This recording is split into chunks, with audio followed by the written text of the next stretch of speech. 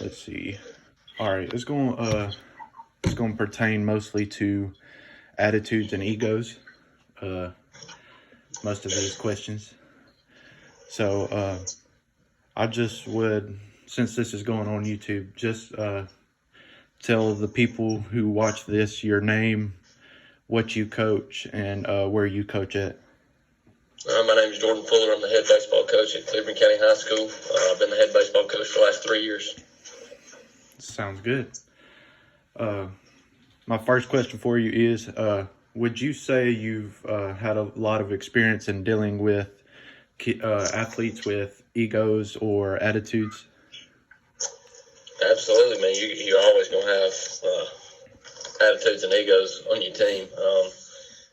You'd like for your team chemistry to be really good because of the fact that you don't have too many of those guys. You get too many of those guys on the team, and that makes things difficult because they're always jockeying for position, trying to be the alpha male.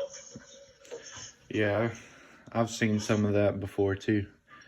But and going into that, with your experiences with dealing with those egos or attitudes, do you say anything to your athletes, say during training before the season starts, or just anything the first day that you say to keep them in check with their egos and or attitudes? I'll be honest, most of what we try to do is we try to just remind them to be really good teammates, and that's a big part of it. If you're a good teammate, you're not going to let your ego get out in front of you anyways. True. So that's kind of the way that we try to handle that. And I know for a lot of coaches, sportsmanship is a big praise. But with that too, if you start to see it in a game or practice, do you believe you handle it different depending if it's practice or a game, or do you feel like you handle it the same way? No, you really try to handle it the same way, to be honest. And you really want to try to handle it one-on-one with that guy, where everybody else can see it, type thing. Unless it's something that needs to be addressed in front of the whole team. Yeah, if it gets out of hand. And I know it can be frustrating sometimes when a player, if their attitude is bad or they're being unsportsmanlike on the field. Do you feel it's better to approach them calmly, or do you believe that there's other methods to use besides that? Well, I'll be honest with you, just over a lot of years, about the last 15 years of doing this, I mean, every kid's going to respond differently to different styles. Some kids you can get on them hard, and some kids you can't. Some of them you got to be real calm and loving and all that stuff, and other ones you can really get on and scold them pretty hard, and they respond, whereas others don't. So to me, you've got to know your kids and know how they respond and what they respond to. Otherwise, you're gonna be you can't. It's not there's no cookie cutter way to handle that situation. I was about to say I've heard a lot of different methods from talking to other coaches too. That everybody's different and you can't handle everything the same way. Absolutely not. So, say a player talks back to you or lashes out at you personally. It probably doesn't happen as much as we think it does, but first, how do you respond to it? And then second, do you believe in I wouldn't say punishing because that sounds kind of far, but like making them run or something, or what do you do?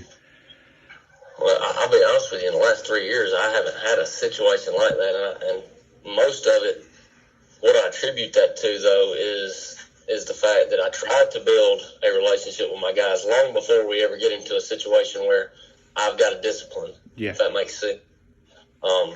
So the kid's comfortable with me, and I'm comfortable with the kid, and the kid hopefully knows that I've got what's in their best interest at heart. So I'll be honest with you, I really hadn't had to, I don't know that I've had one situation like what you're describing in the last 3 years. Now, going back into my younger days, sure I did, and of course there would be some discipline. You can't let them have free reign and do whatever they want to. type thing. But you kind of just me recently. I just know that if you can build a good relationship with your guys, you really know who they are, know what they respond to, then you can eliminate a lot of that stuff. And I just want to, one last thing, if you could give any advice to anyone that wants to go out in coaching whatever sport they want to do, what would you give them for advice?